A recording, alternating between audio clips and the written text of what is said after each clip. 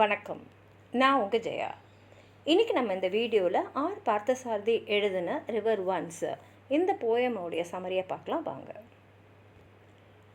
ராஜகோபால் பார்த்தசாரதி இவர் ஒரு Indian poet, translator, அதாவது மொழிபெயர்ப்பாளர், கிரிட்டிக், அப்புறம் எடிட்டர். இவருக்கு Ulka poetry prize award of poetry India 1966 கிடச்சிது.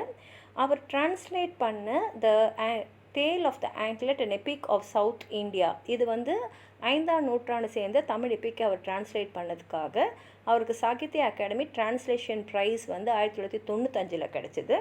அது மாத்திரம் இல்லாமல் the association of for Asian studies இவருக்கு AK Ramanujan book prize for translation அவார்டை 1996 கொடுத்துருக்கு. இதுக்கு மேலே அவர் பல அவார்டுகளை வாங்கியிருக்காரு.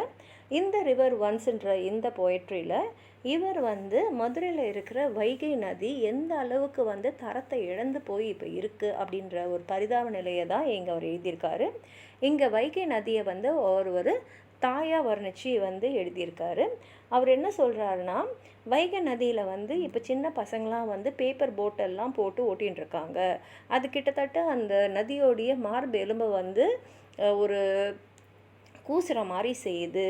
அது மாத்திரம் இல்லாமல் எருமை மாடுகள்லாம் அந்த தண்ணியில் அங்கேயும் எங்கேயும் குளிப்பாட்டுறது, அதுக்கப்புறம் மற்ற வேலைங்கள்லாம் செய்கிறதுனால அந்த இடமே ஒரு சேறு குளம் மாதிரி இருக்குது.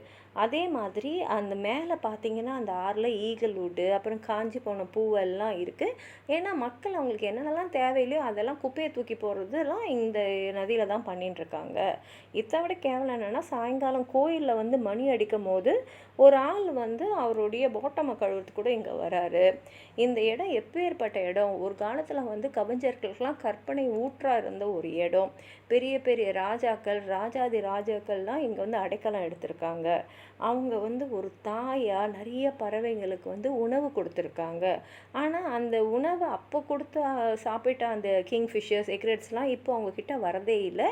ஏன்னா அவங்க கொடுக்கறதுக்கு அவங்களுக்கு ஒன்றுமே இல்லை. அவங்க அந்த அளவுக்கு கீழே இறங்கி போய் ஒரு நதியாக இல்லாமல் ஒரு காவாவா, ஒரு சாக்கடையாக ஓடிட்டுருக்காங்க.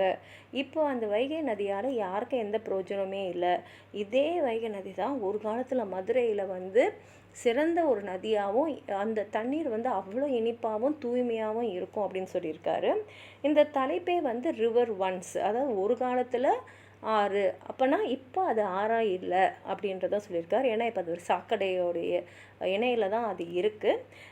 பார்த்தசாரதியே ஒரு இடத்துல சொல்லியிருக்காரு, இந்த ரிவர் ஒன்ஸ்ன்ற கவிதையை எழுதுறதுக்கு அவர் ஏகே ராமானுஜமுடைய கவிதையான அ ரிவர், அதுலேருந்து தான் அவருக்கு இன்ஸ்பிரேஷன் ஆச்சுன்னு. வாங்க நம்ம கவிதையை படித்து பார்க்கலாம். With paper boats boys tickle her ribs, அதாவது இந்த பேப்பர் போட்ஸ் எல்லாம் அந்த நதியில் விட்டு இந்த சின்ன பசங்களாம் அவங்களோட நெஞ்சு எலும்பை கூச்சம் அடைய செய்கிறாங்க. And buffaloes have turned her to a pond, எரும மாடுங்கள்லாம் அதை ஒரு சகதியாக்கி ஒரு குளம் மாதிரி ஆக்கியிருக்காங்க.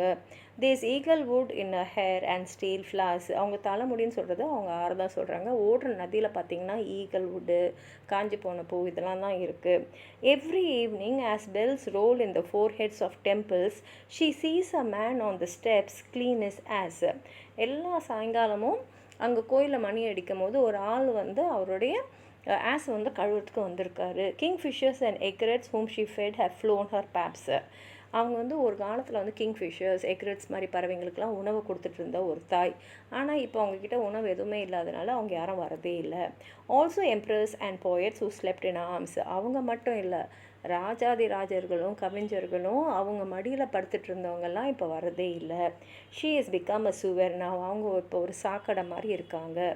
No one has any use of Vaigai river once of the sweet city. இப்போது ஒரு காலத்தில் இந்த மதுரை நகரத்தோடைய இனிப்பான ஒரு நகரம், ஒரு ஆறாக ஓடிட்டு இருந்த இந்த வைகை நதி இப்போ யாருக்குமே பிரயோஜனப்படாத மாதிரி அந்த அளவுக்கு தரம் தாழ்ந்து இருக்குது அப்படின்னு சொல்லி இந்த கவிதை அவர் முடிச்சிருக்காரு. உங்களுக்கு ஏதாவது சொல்லணும்னு நினச்சிங்கன்னா கீழே இருக்கிற கமெண்ட் பாக்ஸில் எழுதுங்க.